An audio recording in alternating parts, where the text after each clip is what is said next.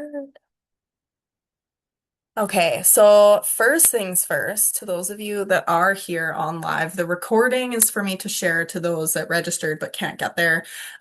You are not on the camera, it's just me, so don't worry about that. Um, but thank you to everybody that said yes to this, whether you are here with me live or you are watching the recording or maybe you said yes to this and it took you 6 months to actually feel ready to press play on this, and I want to honor you in that because sometimes we guilt and shame ourselves for not doing the thing when we know we need it, but sometimes we're just not ready, and that's okay too, and everything happens exactly when it is meant to. So if that is you, it is 6 months from now, I see you and I love you so much. Um, Today is grief is a big one. And grief, I think, is the hardest emotion to work through because it is so unique. It depends on whether we are grieving the loss of a loved one and it is fresh. It depends if we are grieving the loss of a loved one on a milestone or because a random message came in that just reminded us of the person that we still wish was here. And a really close friend shared when my mother-in-law passed away. So on Wednesday, it was the 4-year anniversary from when my mother-in-law passed away. And she graciously reminds me every year that grief is just love with nowhere to go. And I want to expand on that a little bit more today to say that that love can go somewhere else. The pain comes in where we don't get to give it where we want to give it. And when we look at grief, I think that there's this really beautiful attachment to grief coming in waves. And this morning when I was really reflecting on this is if we're floating in the ocean and we're just out there and things are just gently rolling, grief is always underlying, right? When we lose somebody, it's always there in the background. And some days it truly is not out of sight, out of mind, but it's such a quiet whisper that we don't maybe notice it as much. And then some days the storm blows in. And that happens over a variety of triggers, especially when the world starts to get heavy and we experience grief over one thing. It's like that storm just stirs up, and now we're not just grieving tragic events that happened very close to I'm gonna preface this whole this whole workshop with a just an overarching trigger warning. Today is meant to stir up the emotions and just being able to stay with your body. That's the biggest thing that as we're going through this, and Kristen, I love seeing that you're taking those breaths with it and already letting it come out, and all we've really said is the word grief, right? So honoring you in that. But um, earlier this week, there was a very tragic school shooting very close to home. And there was a lot that came up with that. And it was a real crap coincidence that it happened the day before that anniversary of my mother-in-law. And it just amplified everything. It made it feel like a tsunami. It wasn't just a grief wave. It was like, holy shit, like it is storming, torrential downpour on me. Like I feel like I am drowning in the ocean right now. And grief feels like that sometimes. It feels like I can't catch a breath. It's like it's getting really tight in here, and the air is like, it's just not coming into my lungs. And sometimes this is the thing that I really want to also address today is sometimes we feel guilty, right? We feel guilty when it's like, man, I had a good day, even though I woke up with this grief. We feel like we're supposed to sit in the muck, but sometimes the wind is blowing and the sky is still blue. Sometimes the waves are picking up and it's still sunny out. And what we end up getting to do is this morning I drew cards before we got on, and the one is Between Worlds, and it's actually beautiful because it is muted and bright. And some days we're living over here. Some days it is dark and it is gloomy and we don't want to get out of bed and like, oh my God, I would do anything to just get to speak to that person again. I would do anything to heal this pain that's in the world and everything feels heavy and it feels dark. And some days we're on the other side. Some days we hear a song that we know we used to sing with our loved ones. Sometimes we see um we attach butterflies to my mother-in-law. So when we see those butterflies, it is that moment. And I always try to ask Jackson. Jackson is the sweetest old soul. He is 8 years old and he was 4 when Chris passed away. So he has officially spent half of his life without his Nana, and he is the one that talks about her the most. He will have random mornings where he comes up and he's just sad. I ask him, what's wrong? And he says, I just miss Nana. And we always try to talk about, like, what are the things that you miss about her? And we get to talk about the raspberry kisses that she used to give, or how there was always food at her house, and just those things that we miss. We get to talk about, we get to feel that gratitude. We get to sometimes experience grief in that light way, where it's like, oh, I'm just happy to get to remember them. Like, thank you, universe, for letting that love still live in my body. And we get to the cards that I drew this morning, you guys, were the between worlds is the biggest one, I think, is sometimes we are just in that messy stage where we don't know how to handle our grief. We don't know what we need. We don't know how to move through it. It's confusing because we're going through it one way and our significant other's going through it another way. And that was something that I had to really work on, was how emotional I was for my mother-in-law, and my husband was steady. I remember feeling like I shouldn't be feeling it this intensely, like she's your mom, and should, like, starting to get into comparison with grief, and it serves nobody. So sometimes it is that messy, like we don't know what to do with our grief. We don't know how to honor it. We don't know what to do with this very messy, confusing emotion. And sometimes we get this message from the universe. It's the butterfly that lands on a random day. It's the song that plays that just reminds you of that person. It's just that small moment where maybe you're in the kitchen and you remember a moment where you were in the kitchen with your loved one, like just those little messages that come through. And it's just we get to really start to get familiar with, depending on what gets stirred up, what do we need? Right? Because when I feel that, like, I want to cry, but I'm struggling to cry, I listen to Good Grief by Bastille. It reminds me of my mother-in-law. There's this line in the song that's burning bright right till the end. And she was dancing with everybody and singing and literally just so bright. And when I can't cry and I want to cry, I listen to the song. When I want to just remember her voice, when I want to just remember her laughter, I go through my phone and I pull up those photos and those videos. And being able to just learn what it is that we want in that moment so that we can feel the grief, because it's not worth shoving down.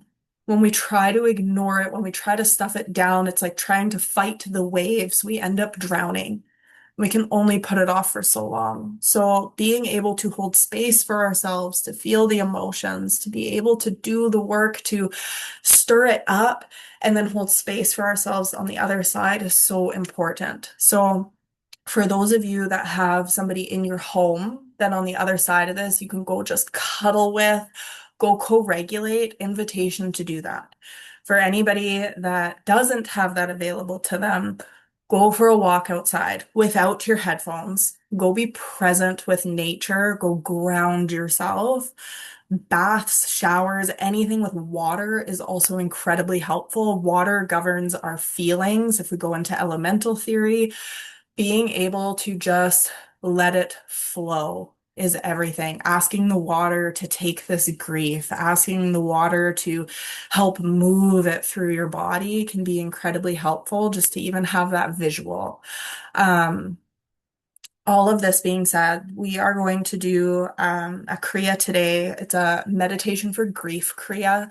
So, for anybody that's new to Kundalini, we work with energetic meridians similar to acupuncture, acupressure. We are just stimulating energy moving in our body. And we have our heart energetic meridians move a lot through our arms. So, today's Kriya, we are scooping and imagining throwing water over you. If you can visualize yourself in the river with everybody that's on this call, with everybody that you know is grieving the same person, imagining that community, imagining that support, because hundreds of years ago, that's what we did. We mourned together. We came together. We did not isolate. We did not feel shame for our emotions.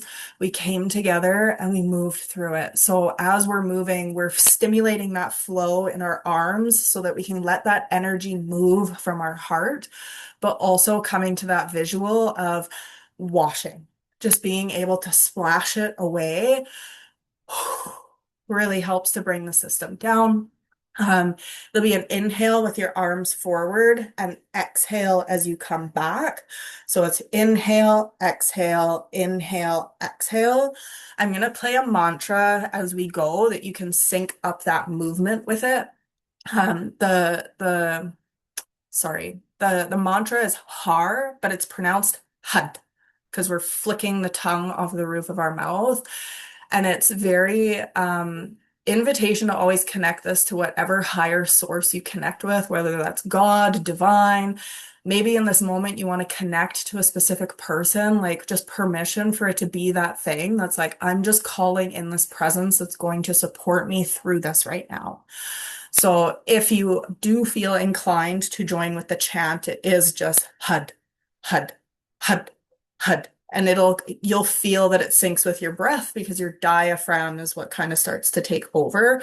Just a very powerful breath. When I did this Kriya on Tuesday, it allowed me to start to just revisit memories that I had lost. There were random little things like when my husband and I first started dating, I was still in high school and she had gone uptown to buy me pajama pants so that when I was at the house, if I wanted to be cozy, I could just be cozy. And she ran into my mom at the store and had to like hide them in the cart. It was like this whole like sneaky taboo thing. And and it's funny because it's something that I'd completely forgotten, but I just got to go through all of these memories, all of these experiences that made me cry, but made me feel so much joy because she loved everybody with her whole heart in every way you possibly could love somebody. And so as you go through this, there might be memories that come up. It might just feel like the energy moves. If it feels like the emotions come up, invitation to continue to let it go. Sometimes we start to feel uncomfortable when those emotions stir up. If it feels safe, continue to let it go. The worst that's going to happen is you are going to cry. We are going to get the release. I promise in this moment, that is the worst thing that's going to happen. Your shoulders might burn.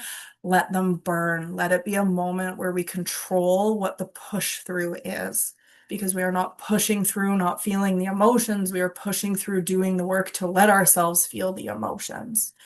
If you truly need a minute, if you feel like you are starting to hyperventilate, please pause, bring a hand to your heart and to your belly, and come back to your breath. Any time that we feel like we are starting to lose control, we want to just come back to our body. And that can be enough that you might only need to take two or three really deep breaths, and then you're able to come back to it. I'm going to keep my eyes open as we go through this one for those of you that are on, just in case I need to give cues for anybody watching the replay. Please keep that in mind because you are self-directing. You do not have somebody to guide you in that.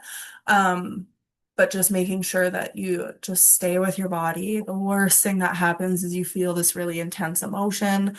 Um, Plan for softness. for the rest of the day. Do not expect yourself to go grocery shopping. Do not expect yourself to crush the to-do list. Take advantage of the, what is it, Instacart? I don't know what you guys have in the States, but just whatever it is that takes something off your plate.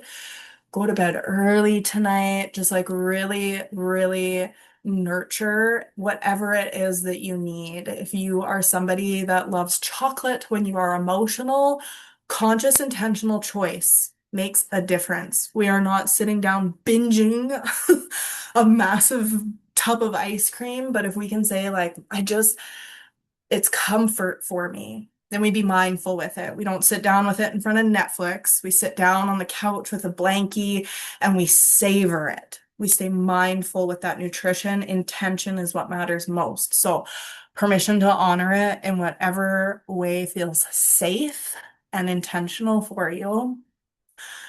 Um, I feel like that's everything. That feels like that's what's all important. We are going to tune in. I'll pop it into the chat thread for you, Chris. I know, Brittany, you know what to do. So we tune in with Ong Namo Guru Dev Namo, which loosely translates to I bow to the divine wisdom within. In today's practice, I want that to really be like that bowing, being that surrender, knowing that your body knows exactly what it needs to move through this emotion. And I surrender control. I will not expect this to look or feel any type of way because even today, when you do it, the grief waves might not be as big. You might not cry. But on the days that you do feel like you need to move the energy, you might ugly cry, and that's okay. So just honoring yourself. And then we will go into the Kriya and then we'll see what else comes up. And we'll see what else we need to move through today. So we're going to start. If you are not already sitting cross-legged on the floor, invitation to do so.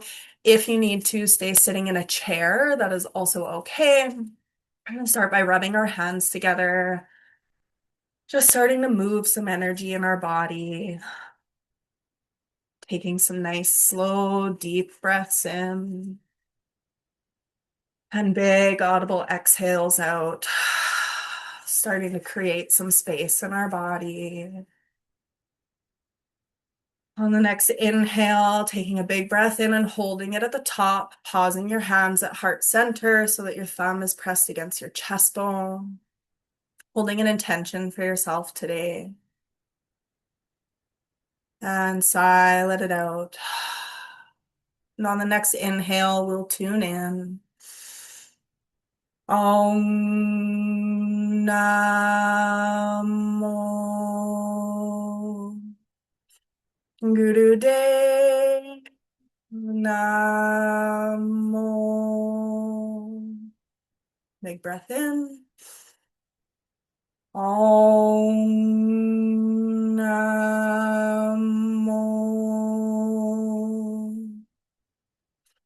Gurudev Namo. Another big breath. Om Namo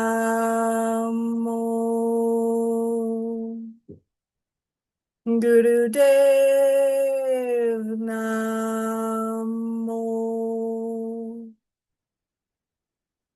Coming back to your natural rhythm of breath. Feeling your heart beating in your chest.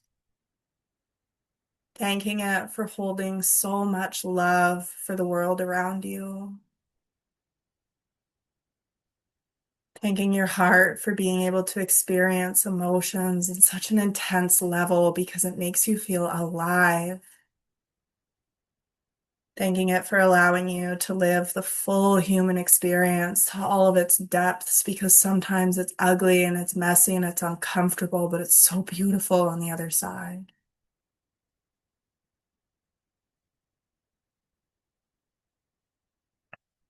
And just holding there for a moment, staying with your body, staying with your breath.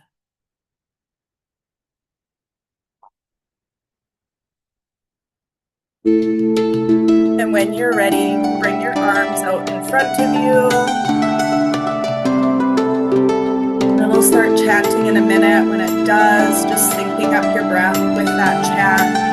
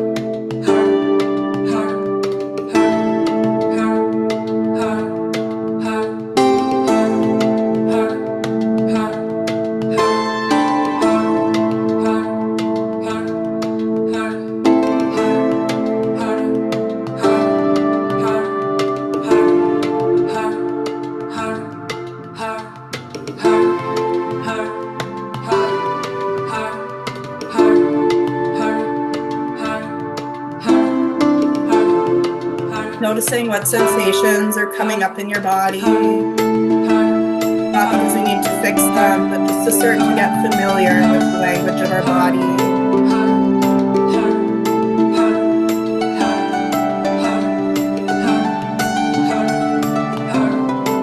Maybe you're a little sweaty already.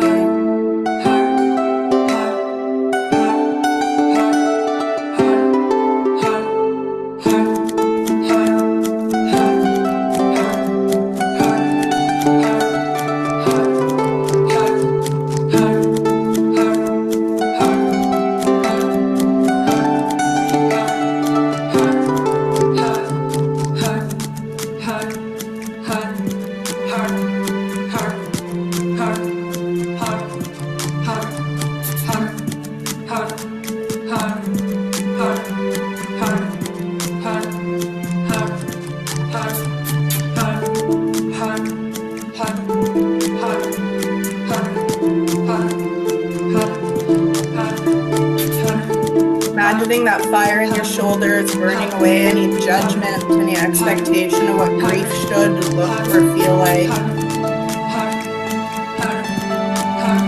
Imagine it burning down the walls that have been built around your heart because we feel shame, when we feel upset,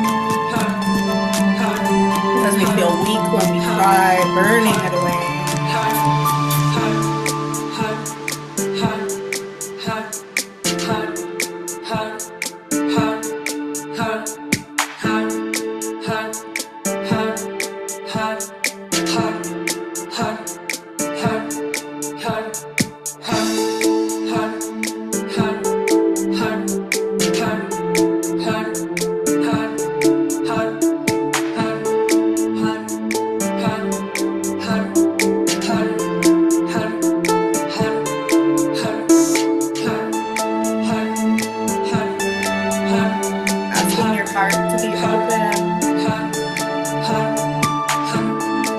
Giving it permission to feel whatever it wants to feel in this moment.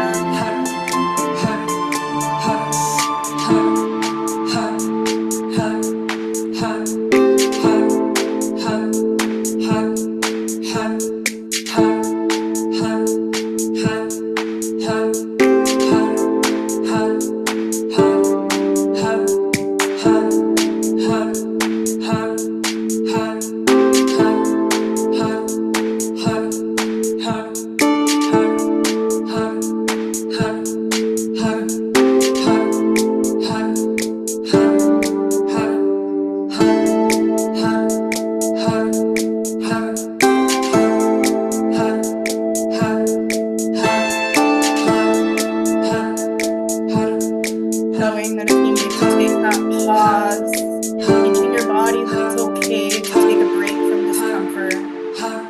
It's okay to come home to you.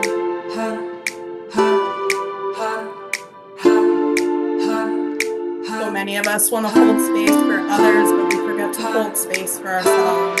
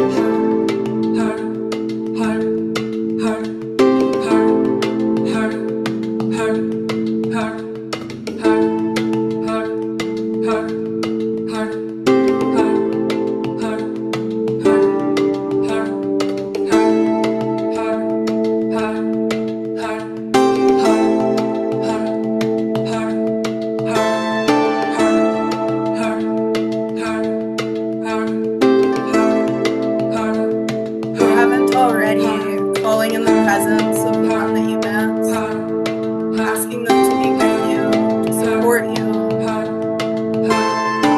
share some strength for your shoulders that are burning right now.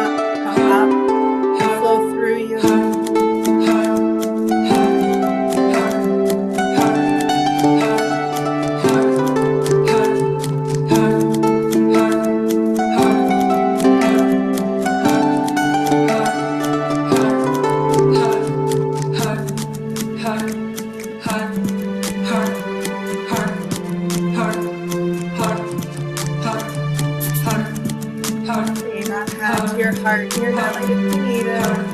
Remembering to hold yourself.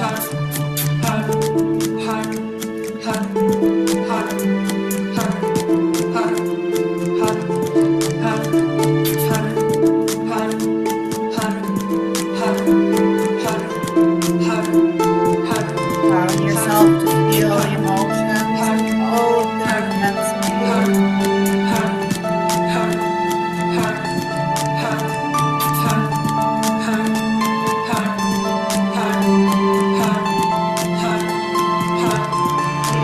With grace and compassion, this is what you've been carrying this whole time. You've been so strong. It takes strength to move through these emotions too.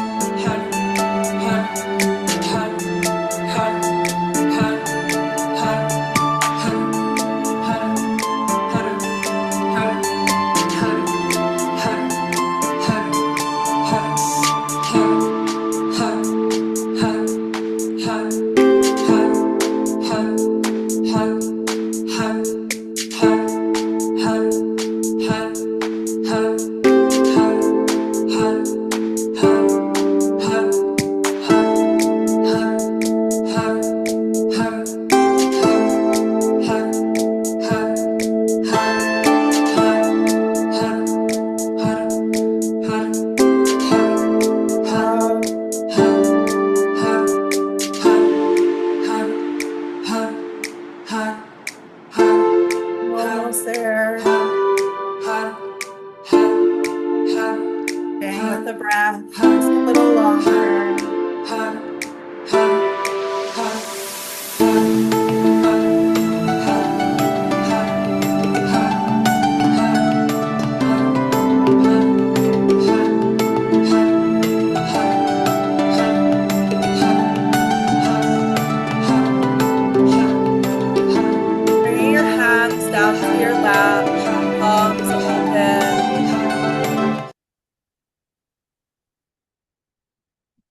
open to receive any messages, receiving love from those that are in this space with you,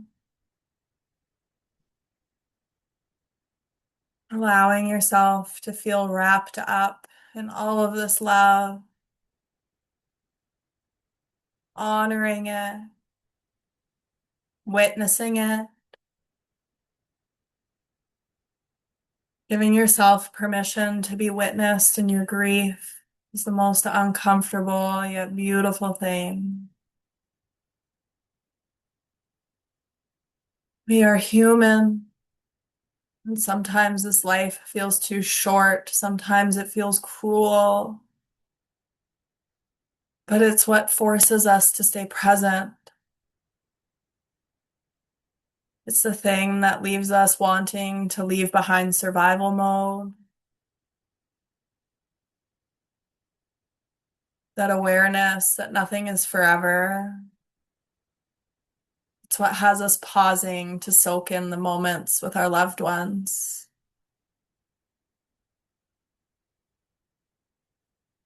Your big heart is what allows you to find so much beauty in simply watching the face of a loved one when they're doing something that they love.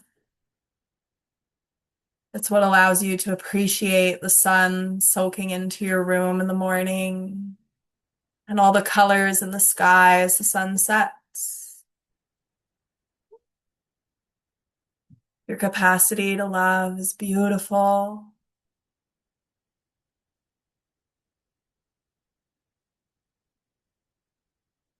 Breathe.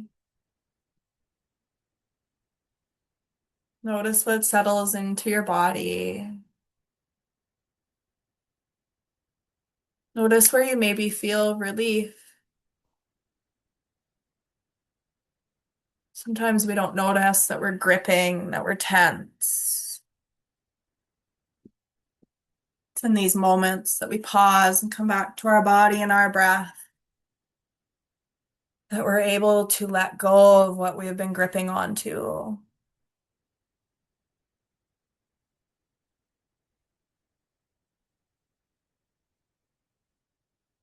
Remembering that when we loosen our grip, the ones that we grieve don't go away. The ocean is vast. Its depth can't even be comprehended. Their presence is always there. Sometimes it's deep down where the sun doesn't quite reach. Sometimes it's at the surface, floating along right beside us.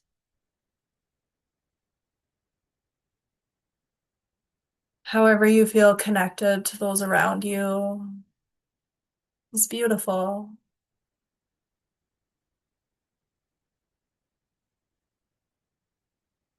You imagine yourself floating in the ocean, completely weightless,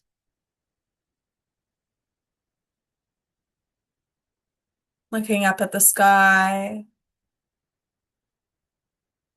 noticing how deep that shade of blue is, because it always holds more color over the ocean, like both are fueling each other. If there are any clouds in the sky, taking note of them, watching their shapes, seeing their depth, grounding yourself in this peaceful weightlessness, feeling how supported you are by the water beneath you, how it holds every inch of your back, how it allows your arms to hang loose at your sides. Feel the warmth.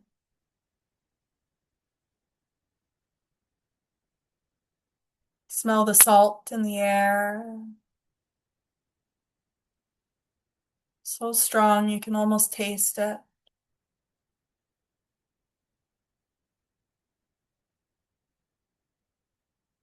In this moment, as we float in the ocean, that it covers our ears, not to drown out the noise, but to muffle it, just enough that we're able to be fully present with ourselves, aware of the world around us, but embracing this moment to just come home to us.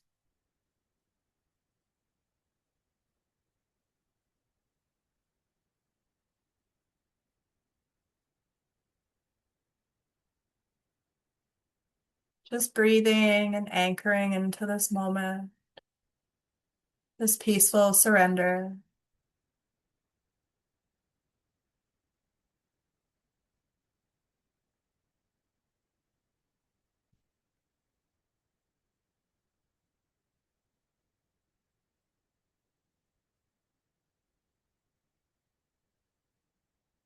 Feeling what that lightness feels like in your body right now. Knowing that you can come back here anytime you desire.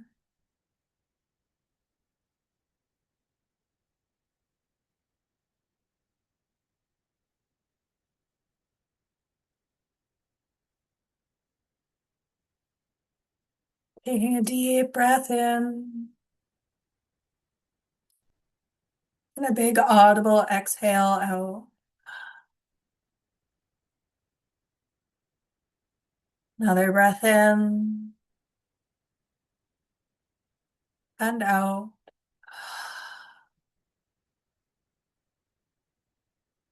Thanking your body for all it does for you, how it holds you, how it moves you. Thanking it for the memories that it allows you to create, the big ones and all the small ones in between. Thanking your eyes for seeing the magic in the world. Thanking your ears for being able to listen to the laughs of the loved ones around you. How it can hear that sound even when it's not immediately around you.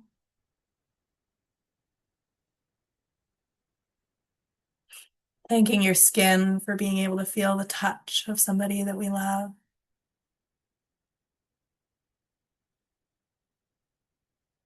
And thanking your heart one more time for all that it loves, all that it holds.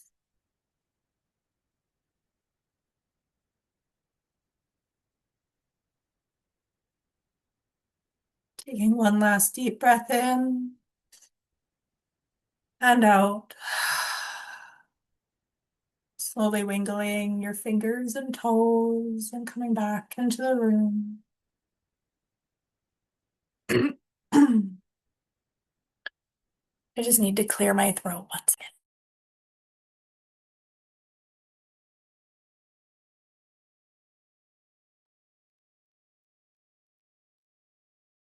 I wanted to very intentionally activate the emotion and then bring it back down. Because sometimes one of the things that we fear the most when we think about crying is that when we stop, we might never stop. When we start, we might never stop. We want to show our body that it is safe to feel those emotions. And sometimes we're at work and it's not available to us to go to the bathroom and cry because some of us work in intense positions that don't even allow us for a bathroom break some days. When you have those moments, one of the things that has been the most helpful for me, the most healing for me, because, for example, the boxing ring is not the place for my grief to visit me, is to visualize it as that part of yourself. Maybe it's your inner child that wants comforting. Maybe it is the version of you that existed when your loved one passed away. Whatever it is, visualizing them and saying, I will come back to you, and then actually coming back to them. It's the biggest thing is sometimes we say, after my shift, after my shift, I'll feel it. And then we go home and we're busy with the kids and we cook dinner and we numb out with Netflix and we go to bed and we wake up the next morning and we're like, why do I feel so heavy? We have to promise ourselves that we will come back, and we do. The same as full permission, you guys. If a friend messages you and they're having a hard day, permission to say, I don't have the space for this today, but can we talk about it tomorrow? And then actually circling back to them builds that trust, right? And then they feel more comfortable coming to you because they know that you will say no when you're not available. They don't worry about being a burden because they know that you will set healthy boundaries and that when they come to you, they will always get the best of you. So if you do have those days, those are the days where we come home and we ask for help with dinner. Those are the days that maybe we come home and we say, we're ordering out, even though it's Wednesday and we said we're going to honor the budget and all of those things, but like, I cannot cook tonight. I need to be on the couch and cuddling my family. I need to be going for a walk, whatever it is that your body needs, and just holding that space for yourself to feel whatever you need to feel, but always coming back to let yourself feel it and knowing that sometimes it's in the moment that it feels so heightened. And maybe by the time you get home and it's the end of the day, maybe it doesn't feel so intense anymore, but still just taking a minute to honor it. Taking a minute to thank your heart for keeping them alive, thanking your body for remembering, for being able to just go back into a moment and fully relive it and all of the things that come up with it. Gratitude, grief and gratitude get to simultaneously exist. Okay. If anybody needs additional support on the other side of this, please send me a message. I can share some tapping techniques that are very helpful, again, just for helping us to move those emotions, to feel. It's not about eliminating the emotion, it's about honoring it. It's about being able to hold that space for us to feel what we need to feel without it consuming us. Even in the moment, if it feels like this emotion is all consuming, like, Kristen, thank you for letting me witness that because that was, I know that it did not feel beautiful in the moment, but like, I can tell that whatever it is that you're moving through is so big on your heart. It is so important to you. And we want to honor that. So if you need additional support, anybody watching the replay, anything like that, send me a message. If you had beautiful memories come up and you're like, I just want to talk about them, send me a voice memo, share them. I would love to get to know your loved ones just as much as I hope that sharing these little stories of my mother-in-law helps you guys get a snippet of what her soul was, and what we get to help keep alive every time we talk about them, every time we think about them. It's the most beautiful honor in the world. I love you guys so much. I'm sending you the biggest hugs. Go take care of you. Okay. I love you guys. I'll talk to you later. Bye.